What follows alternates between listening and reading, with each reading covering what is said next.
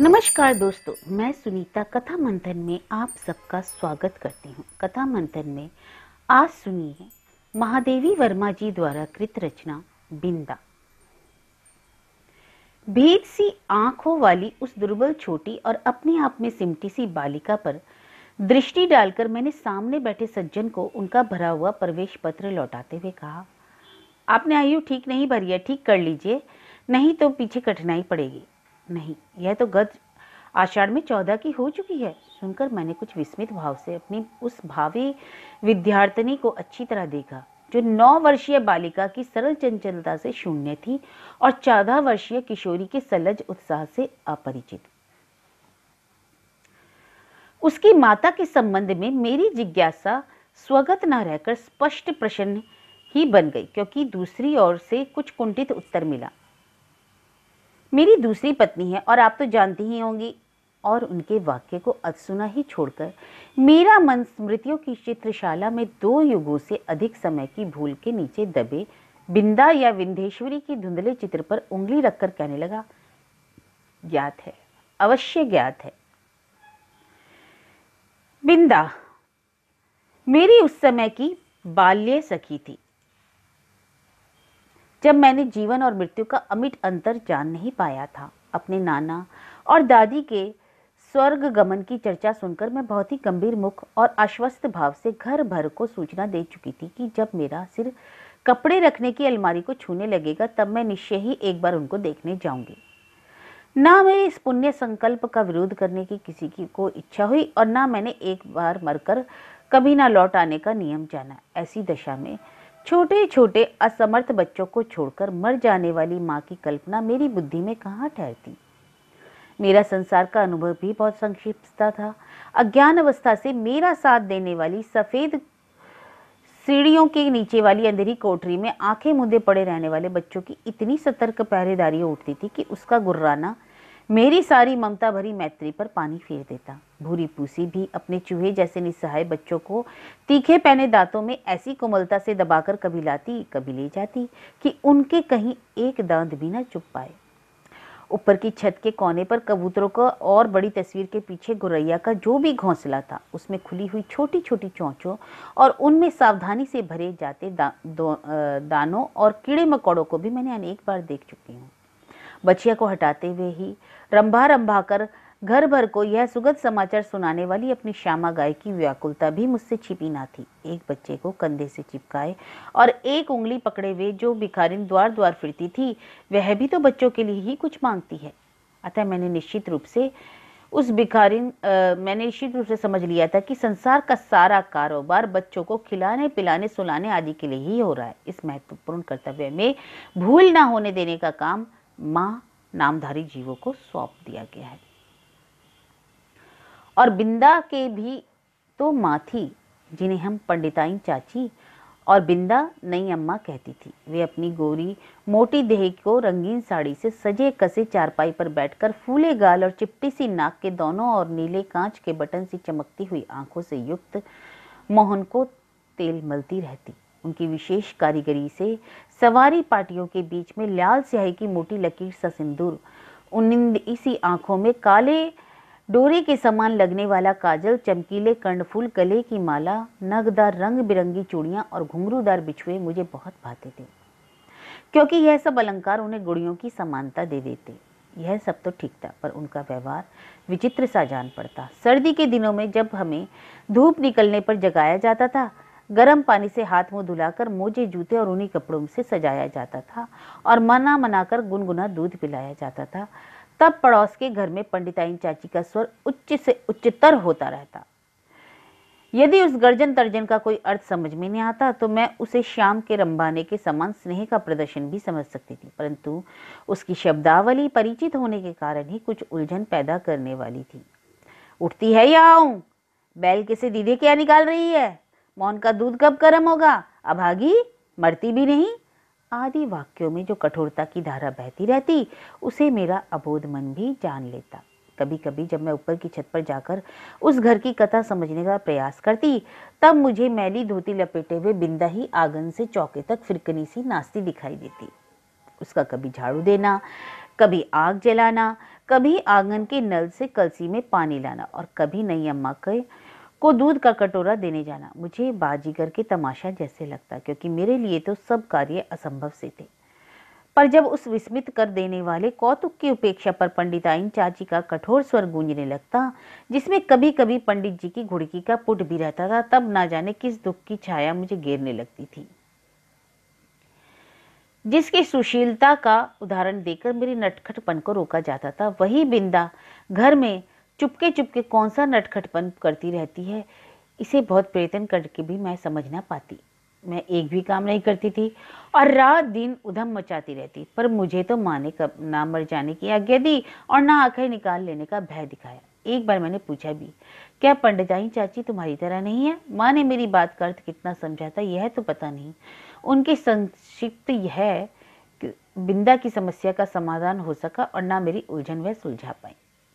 माँ ने मेरी बात का अर्थ कितना समझा यह तो पता नहीं। उनके संक्षिप्त हैं से न बिंदा की समस्या का समाधान हो सका और ना मेरी उलझन ही वह सुलझा पाई। बिंदा मुझसे कुछ ही बड़ी रही होगी, परंतु उसका नाटापन देखकर ऐसा लगता था मानो किसी ने ऊपर से दबाकर उसे कुछ छोटा कर दिया।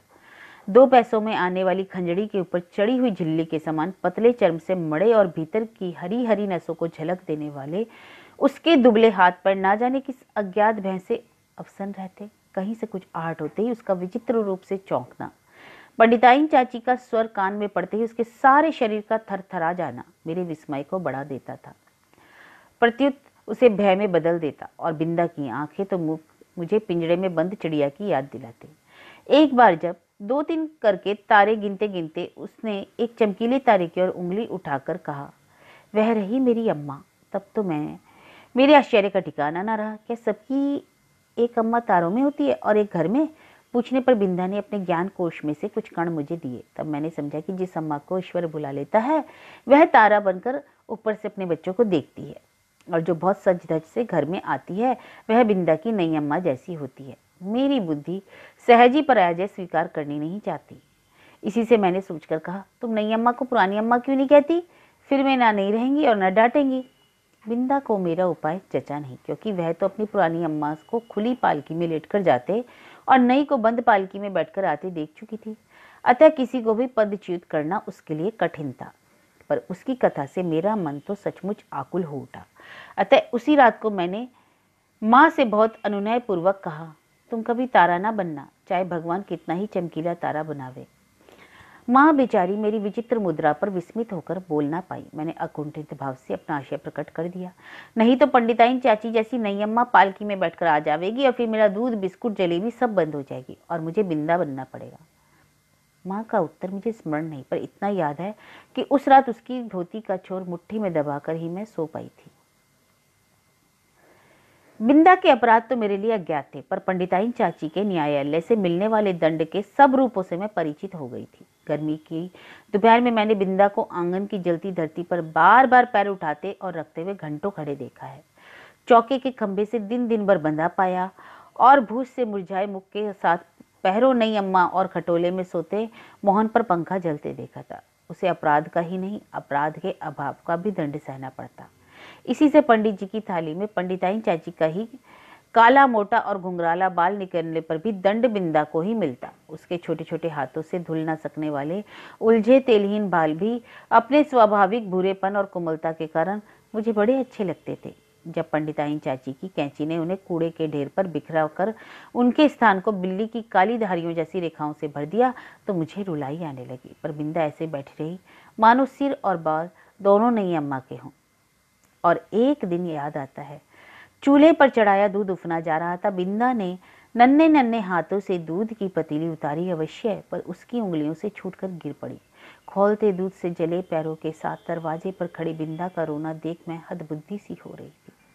पंडिताइन चाची से कहकर दवा क्यों नहीं लगवा लेती, यह समझाना मेरे लिए कठिन था। पर जब बिंदा मेरे हाथ अपने जोर से धड़कते हुए हृदय से लगाकर कहीं छिपा देने की आवश्यकता बताने लगी, तब तो मेरे लिए सब कुछ रहस्यमय उठा। उसे मैं अपने घर में खींच लाई अवश्य, पर ना ऊपर के खंड में माँ के पास ले जा सकी, ना छिपाने का स्थान खोज सकी। इतने में दीवारें लांघकर आने वाले पंडिताइन चाची के उग्र स्वर ने भय की हमारी सारी दिशाएं ढूंढ दी। इसी से हड़बड़ाहट में हम दोनों उस कोठरी में जा घुसी जिसमें गाय के लिए घास भरी जाती थी। मुझे तो घास की पत्तियां चुभ रही थी।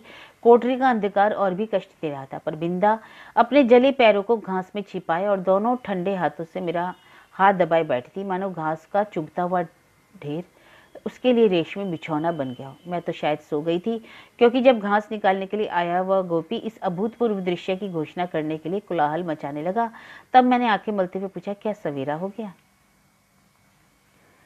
माँ ने बिंदा के पैरों पर तिल का तेल और चूने का पानी लगाकर जब अपने विशेष संदेशवाहक के साथ उसे घर भिजवा दिया, तब उसकी क्या दशा हुई बताना कठिन है, पर इतना जानती हूँ कि पंडिताइन चाची के न्याय विधान में ना क्षमता का स्थान था, ना अपील का अधिकार। फिर कुछ दिनों तक मैंने बिंदा को घर आंगन में काम करते नहीं देखा। उसके घर जाने से माँ ने मुझे रोक दिया था। प्रायः कुछ अंगूर और सेब लेकर वहां हो आती थी। बहुत खुशामद करने पर रुकैया ने बताया कि उस घर में महारानी आई है। क्या वह मुझसे नहीं मिल सकती? पूछने पर वह मुंह में कपड़ा ठूसकर हंसी रोकने लगी। जब मेरे मन का कोई समाधान ना हो सका, तब मैं एक दिन दोपहर को सभी की आंख बचाकर बिंदा के घर पहुंची। नीचे के सुनसान खंड में बिंदा अकेली खाट पर पड़ी थी। आंखें गड्ढे में धंस गई थी, मुख दानों से भरकर ना जाने कैसा हो गया था, और मैली सी चादर के नीचे छिपा शरीर बिछौने से भिन्न भिन्न नहीं जान पड़ता था। डॉक्टर, दवा की शीशियां सिर पर हाथ फेरती हुई माँ और बिछौने के चारों ओर चक्कर काटते बाबूजी के बिना भी बीमारी का अस्तित्व है, यह मैं नहीं जानती थी। इसी से उस अकेली बिंदा के पास खड़ी होकर मैं चकित सी चारों ओर देखती रह गई। बिंदा ने ही कुछ संकेत और अस्पष्ट शब्दों में बताया कि नई अम्मा मोहन के साथ ऊपर खंड में रहती है, शायद चेचक के डर से। सवेरे शाम बरौनी आकर उसका काम कर जाती है। फिर तो बिंदा को दुखना संभव ना हो सका, क्योंकि मेरी इस आज्ञा का उल्लंघन में से माँ बहुत चिंतित हो उठी। एक दिन सवेरे ही रुकैया ने उनसे ना जाने क्या कहा कि वे रामायण बंद कर बार बार आंखें पोंछती हुई बिंदा के घर चल दी। जाते जाते वे मुझे बाहर ना निकलने का आदेश देना नहीं भूली। इसी से इधर उधर से झांक कर देखना आवश्यक हो गया था। रुकैया मेरे लिए त्रिकालदर्शी से कम ना थी, परंतु वह विशेष अनुनय विनय के बिना कुछ बताती ही नहीं थी, और उससे अनुनय विनय करना मेरे आत्मसम्मान के विरुद्ध पड़ता था। अतः खिड़की से झांककर मैं बिंदा के दरवाजे पर जमा हुए आदमियों के अतिरिक्त और कुछ न देख सकी, और इस प्रकार की भीड़ में से विवाह और बारात का जो संबंध है मैं जानती थी। तब क्या उस घर में विवाह हो रहा है, और हो रहा हो तो किसका? आदि प्रश्न मेरी बुद्धि की परीक्षा लेने लगे। पंडित जी का विवाह तो तब होगा जब दूसरी पंडिताइन चाची भी मरकर तारा बन जाएंगी, और बैठ न सकने वाले मोहन का विवाह संभव नहीं। यही सोच विचार कर मैं इस परिणाम तक पहुंची कि बिंदा का विवाह हो रहा है, और उसने मुझे बुलाया नहीं। इस अचिंत्य अपमान से आहत मेरा मन सब गुड़ियों को साक्षी बनाकर बिंदा को किसी भी शुभ कार्य में ना बुलाने की प्रतिज्ञा करने लगा। कई दिन तक बिंदा के घर झांक झांक कर जब मैंने माँ से उसके ससुराल से लौटने के संबंध का प्रश्न किया, तब पता चला वह तो अपनी आकाशवासिनी अम्मा के पास चली गई। उस दिन से मैं प्रायः चमकीले तारे के आसपास फैले छोटे तारों में बिंदा को ढूंढती रहती, पर इतनी दूर से पहचानना संभव ना था। तब से जाने कितना समय बीत चुका, पर बिंदा और उसकी नई अम्मा की कहानी शेष नहीं, और ना कभी हो सकेगी या नहीं, इसे कौन बता सकता है।